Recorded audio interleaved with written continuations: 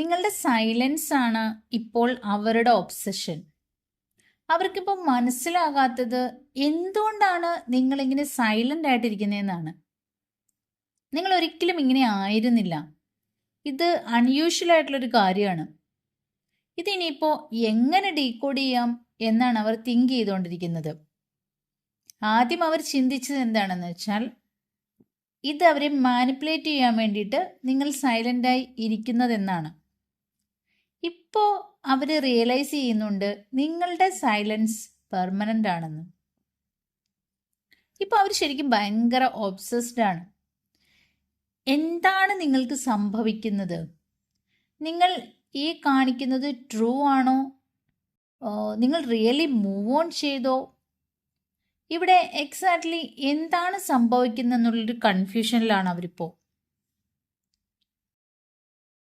അതായത് അവരിപ്പോൾ ശരിക്കും ഇതുകൊണ്ടൊക്കെ തന്നെ അവർ നിങ്ങളോട് ഭയങ്കര ഒബ്സസ്ഡ് ആണ്. അവരിപ്പോൾ ഒബ്സസീവ്ലി നിങ്ങളെക്കുറിച്ചിട്ടാണ് ചിന്തിക്കുന്നത്. അതായത് അവർ നിങ്ങളെക്കുറിച്ച് ഭ്രാന്തമായിട്ട് അല്ലെങ്കിൽ അമിതമായിട്ട് ചിന്തിക്കുന്നുണ്ടെന്ന്. നിങ്ങൾക്ക് ചില ടൈമിൽ അവരുടെ എനർജി ഫീൽ ചെയ്യാറില്ലേ? അല്ലെങ്കിൽ ഇപ്പോൾ വേണ്ടാന്ന് വെച്ചാൽ പോലും ചില സമയത്തൊക്കെ അവരെക്കുറിച്ചുള്ള ഓർമ്മകൾ ഇങ്ങനെ നിങ്ങളുടെ മനസ്സിലേക്ക് തള്ളിക്കയറി വരാറില്ലേ? നിങ്ങൾ ചിന്തിക്കാറുണ്ടല്ലോ, എന്തുകൊണ്ടായിരിക്കും എനിക്ക് അങ്ങനെ ഫീൽ ചെയ്യുന്നതെന്ന്. നിങ്ങളുടെ എനർജി ശരിക്കും അവർ വലിച്ചെടുക്കുന്നുണ്ട്. അതാണ് നിങ്ങൾക്ക് അവരെ ഫീൽ ചെയ്യാൻ കാരണം. ഈ പേഴ്സൻ്റെ മനസ്സിലൂടെ പോകുന്ന കാര്യങ്ങൾ എന്തൊക്കെയാണെന്ന് നമുക്ക് നോക്കാം. ഇതൊരു കളക്റ്റീവ് റീഡിംഗ് ആണ്. റെസനേറ്റ് ചെയ്യുന്നവർ മാത്രം ഇതെടുക്കുക. ഞാനിവിടെ 2 of pentacles, magician, 8 of wants, knight of cups, queen of cups കാർഡുകൾ വെച്ചിട്ടുണ്ട്. ഇവിടെ നമുക്ക് നോക്കാം. നിങ്ങളിൽ ചിലർക്കെങ്കിലും ഈ ക്യൂൻ ഓഫ് കപ്സിൻ്റെ എനർജിയാണുള്ളത്. ആരാണ് ഈ ക്യൂൻ ഓഫ് കപ്സ് എന്ന് ചോദിച്ചാൽ, ഈ ക്യൂൻ ഓഫ് കപ്സ് എന്ന് പറഞ്ഞാൽ വളരെ ഇമോഷണലാണ്, എംപതറ്റിക് ആണ്, അതുപോലെ തന്നെ മറ്റുള്ളവരെ വളരെയധികം കെയർ ചെയ്യുന്നൊരു വ്യക്തിയാണ്. മറ്റുള്ളവരുടെ ആവശ്യങ്ങളെല്ലാം സ്വന്തം ആവശ്യങ്ങളായി പരിഗണിക്കും. അതായത് മറ്റുള്ളവരെ ഹാപ്പിയാക്കാൻ വേണ്ടിയിട്ട് എന്തും ചെയ്തു കൊടുക്കും. അവരുടെ ലൈഫിൽ എന്ന് പറഞ്ഞാൽ ഫീൽ സേഫ് ആക്കാൻ എന്ത് കാര്യങ്ങൾ വേണമെങ്കിലും ഇവർ ചെയ്തു കൊടുക്കും. ശരിക്കും ഈ പേഴ്സൺ ഒരു പ്രോബ്ലം വന്നാൽ പോലും ആദ്യം ഓടിയെത്തുന്നത് നിങ്ങളായിരിക്കും. കാരണം നിങ്ങൾക്കിപ്പോൾ ഞാൻ പറഞ്ഞല്ലോ ക്യൂൻ ഓഫ് കപ്സിൻ്റെ ഒരു എനർജി ഉണ്ടെന്ന്.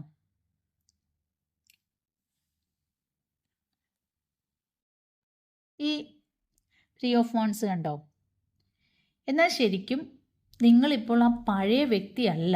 നിങ്ങൾ ആ ക്യൂൻ ഓഫ് കപ്സിൻ്റെ എനർജിയും ഒന്നും ഉള്ള ഒരാളല്ല ഇപ്പോൾ.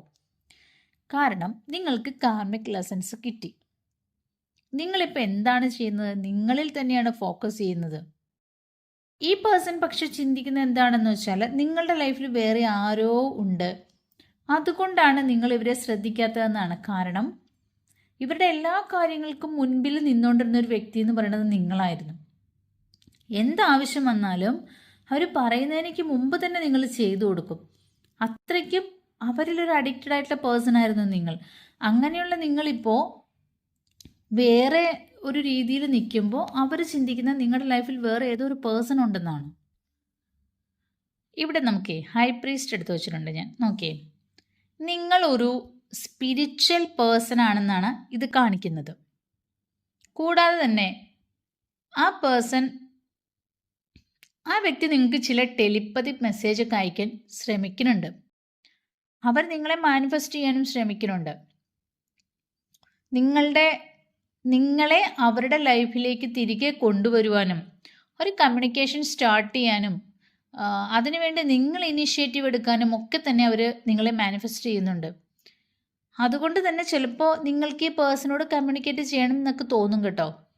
അതൊക്കെ വരുന്നത് ഈ പേഴ്സൻ്റെ പേഴ്സ്പെക്റ്റീവിൽ നിന്ന്, അല്ലെങ്കിൽ അവർ ചെയ്യുന്ന ആ ഒരു കാര്യങ്ങൾ കൊണ്ടൊക്കെ നിങ്ങൾക്ക് തോന്നുന്നതാണ് കേട്ടോ. അത് നിങ്ങൾ അറിഞ്ഞിരിക്കണം. So careful.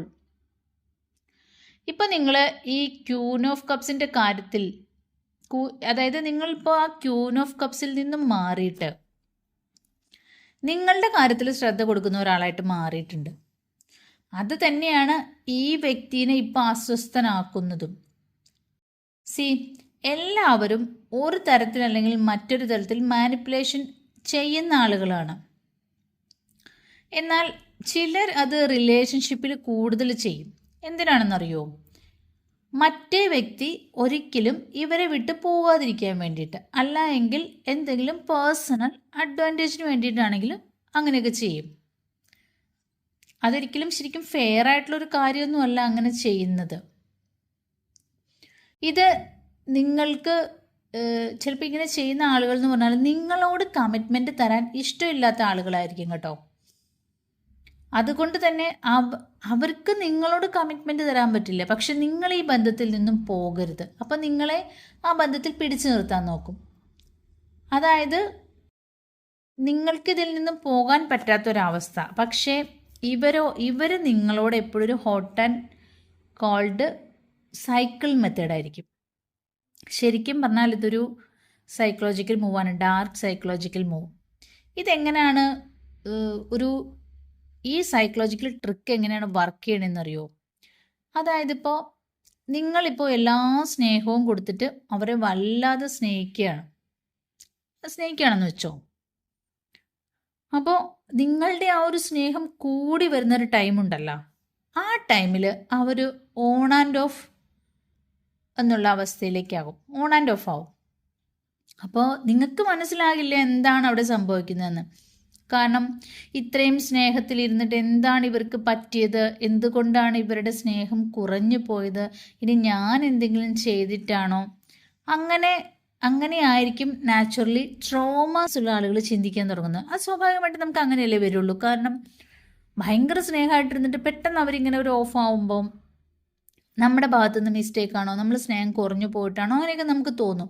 എസ്പെഷ്യലി ഇങ്ങനെ ട്രോമാസ് ഉള്ള വ്യക്തികളാണെങ്കിൽ അവർക്കത് പ്രത്യേകിച്ചും തോന്നും.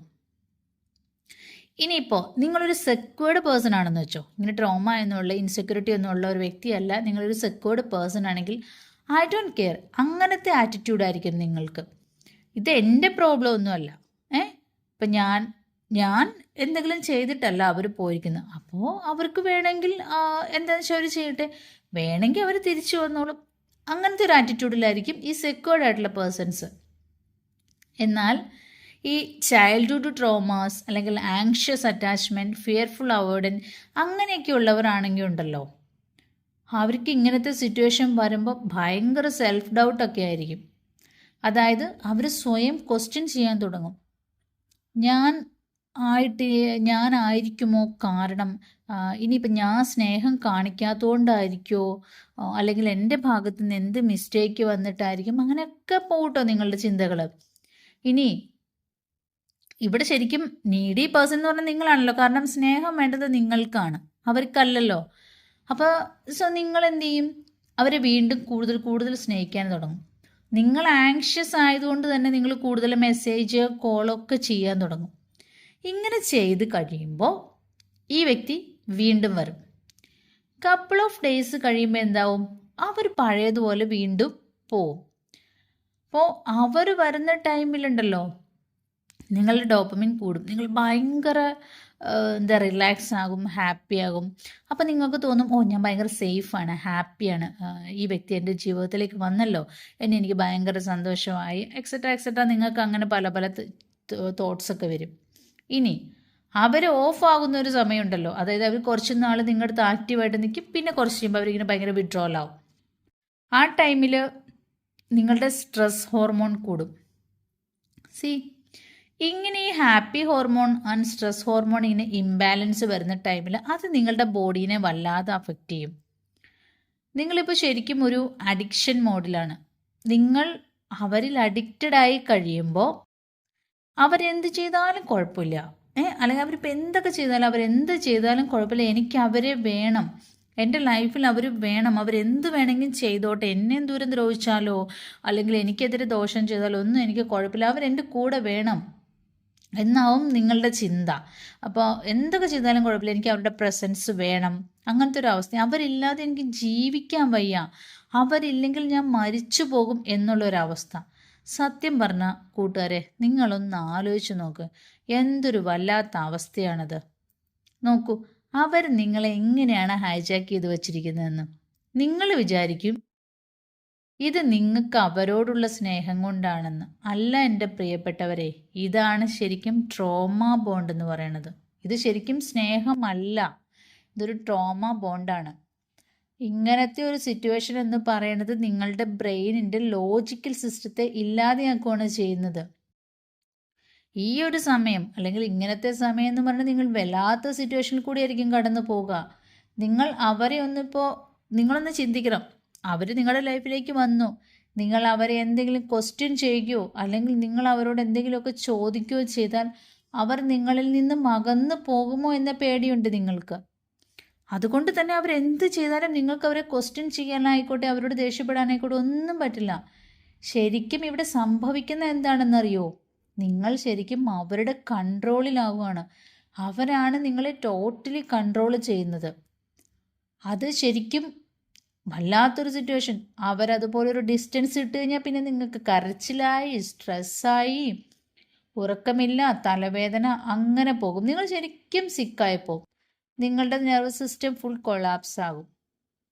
നിങ്ങൾക്കൊന്നും ചെയ്യാൻ കഴിയുന്നില്ല, ഒന്നിലും കോൺസെൻട്രേറ്റ് ചെയ്യുന്നില്ല. ഈവൻ നിങ്ങൾ വർക്ക് ചെയ്യുമ്പോൾ പോലും എപ്പോഴും നിങ്ങൾക്ക് അവരെ കുറിച്ചിട്ടായിരിക്കും ചിന്ത. അവർ വിളിച്ചില്ലല്ലോ, അവർ വന്നില്ലല്ലോ, എന്നാലും അവർക്ക് എന്നോട് സ്നേഹമില്ലല്ലോ, അങ്ങനെ പോകും നിങ്ങളുടെ ചിന്തകൾ. എന്ന് നിങ്ങൾ ഒന്ന് മനസ്സിലാക്കുക കൂട്ടുകാരെ. ഇത് ശരിക്കും സ്നേഹമല്ല, ഇതാണ് മാനിപ്പുലേഷൻ, ഇതാണ് ടോക്സിസിറ്റി. അവർ ശരിക്കും നിങ്ങളെ മിസ്യൂസ് ചെയ്യുകയാണ് കൂട്ടുകാരെ.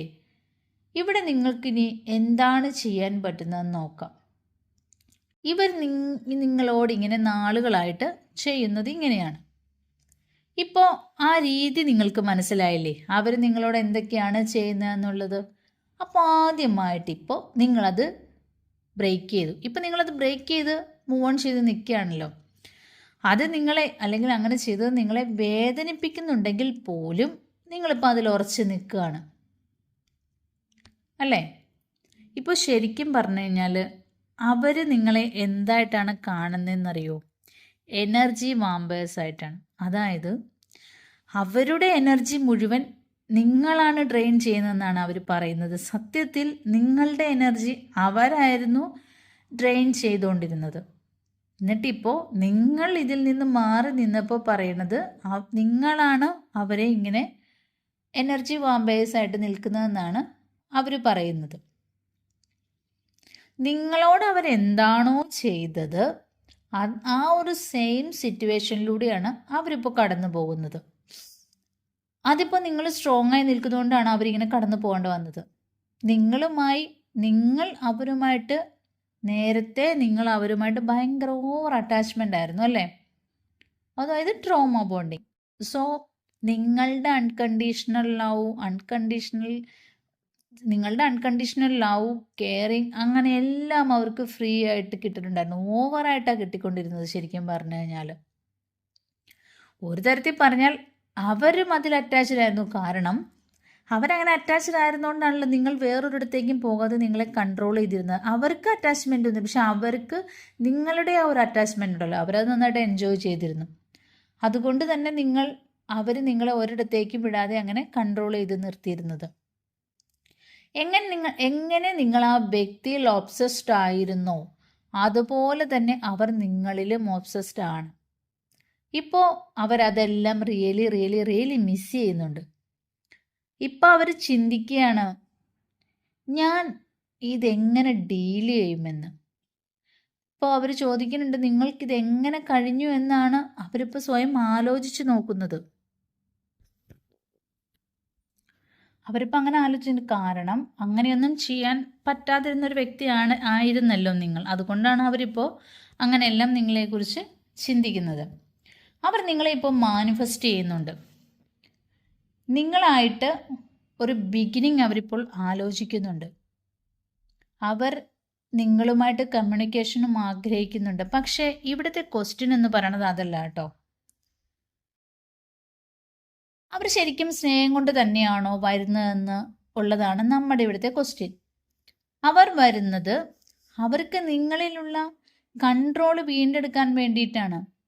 ഇനി ഞാൻ നിങ്ങളടുത്ത് ചോദിക്കട്ടെ, നിങ്ങളുടെ കൺട്രോൾ അല്ലെങ്കിൽ നിങ്ങളെ കൺട്രോൾ ചെയ്യാനുള്ളൊരു അവസരം അവർക്ക് കൊടുക്കാൻ നിങ്ങൾക്ക് താല്പര്യമുണ്ടോ? അതോ നിങ്ങൾ സ്ട്രോങ് ആയിട്ട് നിൽക്കുമോ?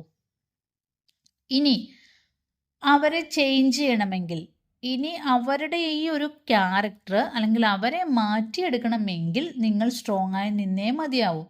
അതായത് അവർക്ക് നിങ്ങളുടെ ലൈഫിലേക്ക് അവരെ വീണ്ടും നിങ്ങൾക്ക് വേണമെന്നുണ്ടെങ്കിൽ നിങ്ങൾ അവരെ ചേഞ്ച് ആക്കിയതിന് ശേഷം മാത്രം സ്വീകരിക്കുക. അപ്പോൾ നിങ്ങൾ സ്ട്രോങ് ആയിട്ട് നിന്നേ മതിയാവും. ഇനി അവർ പ്രൂവ് ചെയ്യട്ടെ, നിങ്ങളെ കൺട്രോൾ ചെയ്യാൻ വേണ്ടിയിട്ടല്ല, നിങ്ങളോടുള്ള റിയൽ സ്നേഹം കൊണ്ടാണ് അവർ വരുന്നതെന്ന്. നിങ്ങളുടെ ആ വാല്യൂ അവർ മനസ്സിലാക്കുന്നില്ല എങ്കിൽ നിങ്ങൾ ഈ റിലേഷനിലേക്ക് ഒരിക്കലും തിരിച്ചു പോകരുത്. ഇനി അഥവാ അങ്ങനെ നിങ്ങൾക്ക് പോകണം എന്ന് തോന്നുന്നുണ്ട് എങ്കിൽ അങ്ങനത്തെ സമയത്ത് നിങ്ങൾ പറയുക, നിങ്ങളോട് നിങ്ങൾ സ്വയം പറയുക, ഈ സംസാരിക്കുന്നത് എൻ്റെ ട്രോമ ബോണ്ടാണ്, ശരിക്കും ഞാനല്ല എന്ന് നിങ്ങൾ പറയുക. നിങ്ങളുടെ അഡിക്ഷനാണ് ആ സംസാരിക്കുന്നത്. എന്ത്?